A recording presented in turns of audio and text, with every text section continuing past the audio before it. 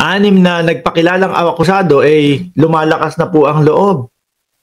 Pakinggan niyo po ito. Pang nagpakilalang akusado sa kaso ng missing sabungero, lumantad na.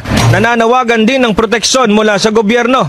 Narito ang balitang kumpirmado. Kasi narinig nila mga kababayan na si alias Totoy susuportahan at puproteksyonan po ng DOJ. Di po ba? So ngayon, syempre, etong mga ito, may lalalaman kami dyan. Sige, magsasalita na din kami. Para bumaba ang aming kaso, sasabihin na namin ang aming nalalaman. Tapos, ang maririnig mo sa gobyerno, babakapan namin kayo. Poproteksyonan namin kayo. Ituro nyo lang ang mga gumawa nito. Lumalakas na po ang loob nila. Mula Quezon City, mula kay Radyo Patrol, Kelly Cordero. Kelly, take it away! Bakit ho kaya nung panahon ng dating Pangulong Duterte, hindi lumakas ang loob nila? Baka iniisip na, nako, wala namang proteksyon galing sa gobyerno kung magsasalita tayo.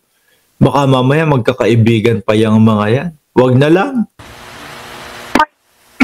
Jeff Marlin, lumantad na ang 4 pang nagpakilalang mga akusado na kasamahan ni alias Totoy sa kaso ng missing sabungero.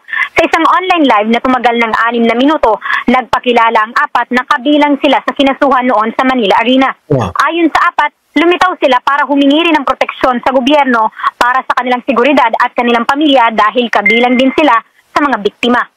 Ako, natatapangan ho ako talaga dito kay Secretary Boying Remulla, mga boss. Pero mo, malalaki yung mga kinakalaban nila. Ano po? Kay Kibuloy. Diba? Kay Buloyski.